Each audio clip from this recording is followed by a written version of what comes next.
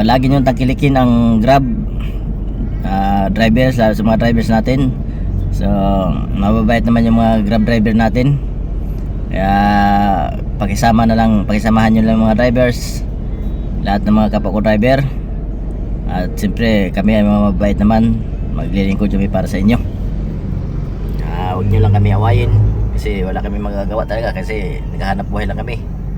At maayos naman paghatid sa inyo, hindi naman kayo nagabiyado yata ng mga driver. So yun lang.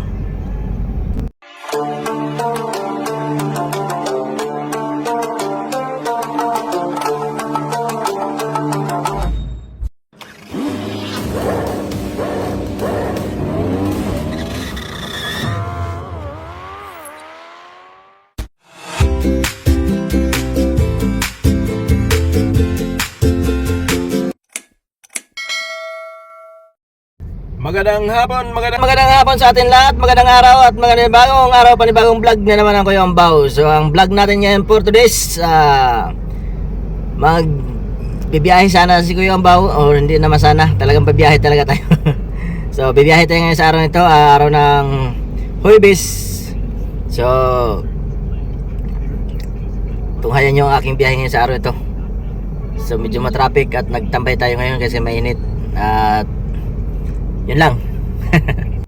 Dito tayo ngayon sa Pandacan, Manila. Yan o. So kanina pa sana gusto ni Kuya ba mag-vlog, kasi hindi tayo makapag video sa mga kasi sunod-sunod kasi yung book ng aking pasahero. So hindi tayo makapurma. So ayan lang, dito lang ako ngayon na inabot ng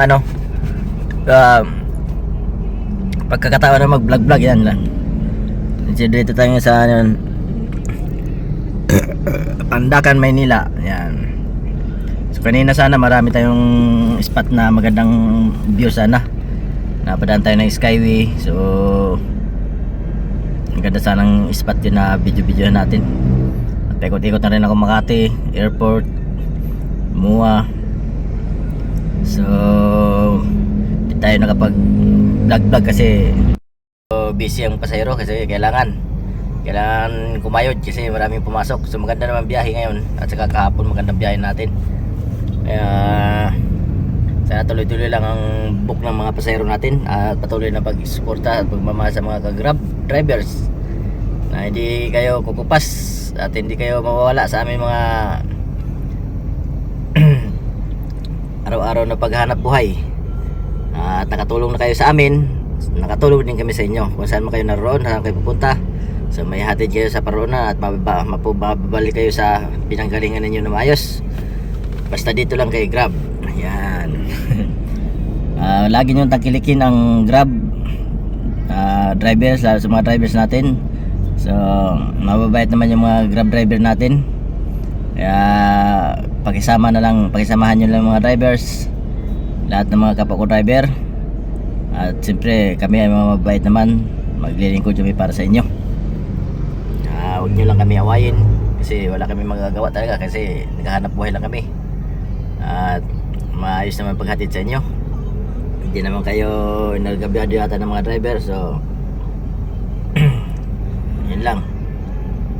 At sa mga pasahero pala, ayon sa inyong kaalaman lang, mga baguhan din, katulad ko, baguhan lang na driver. So kayo mga nagbubuk ng mga Grab, so ito lang masasabi ko sa inyo mga pasahero ko, minamahal kong pasahero,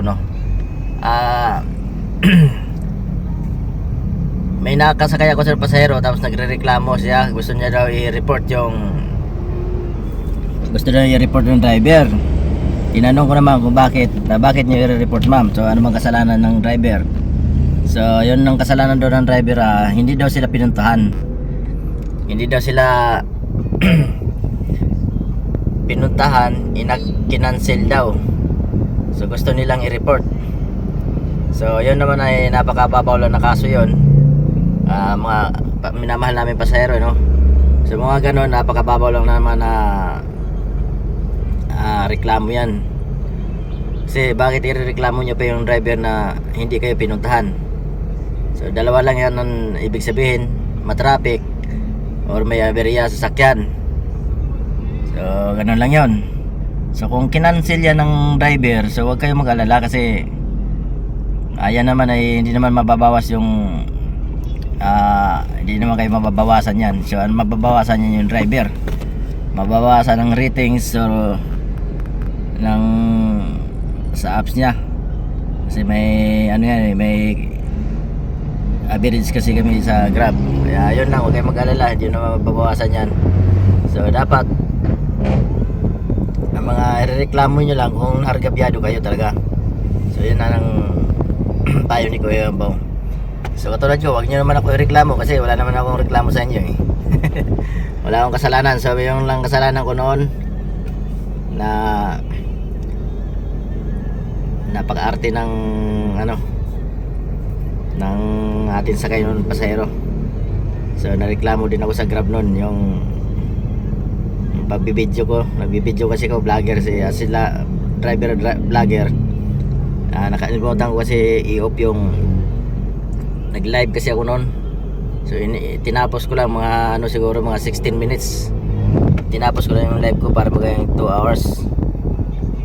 Eh nakalimutan kong may batas pala hindi, alam ko naman yun, may batas si Grab talaga na bawal mag-video kasi sa mga pasahero para safety yan sa mga pasahero na para hindi makuhaan sila. So yun naman, hindi naman siya nakukuhaan kasi nasa likod siya. Siya yung nagreklamo na hindi naman nakuhaan. Yung isa na kasakay niya sa tabi, nadaplisan lang siya sa mukha kasi medyo sa gilid. Yung dito sa likod ko kasi sa gilid siya, so nakita yung mukha niya. Yung hindi naman yun na nagreklamo yung anak. So napaka ano di ba, kapiraso lang eh, wala namang ano, video lang, na videohan lang naman na sabi ko mag-vlog ako eh. So binura ko yun yan, so wala na yun, tapos ang kaso nun. So yun lang, shout out na sa mga Grab natin na mga pasahero no. So yun lang, maraming salamat sa inyo lahat, patuloy nyo lang tagilikin yung Grab drivers at saka Grab apps para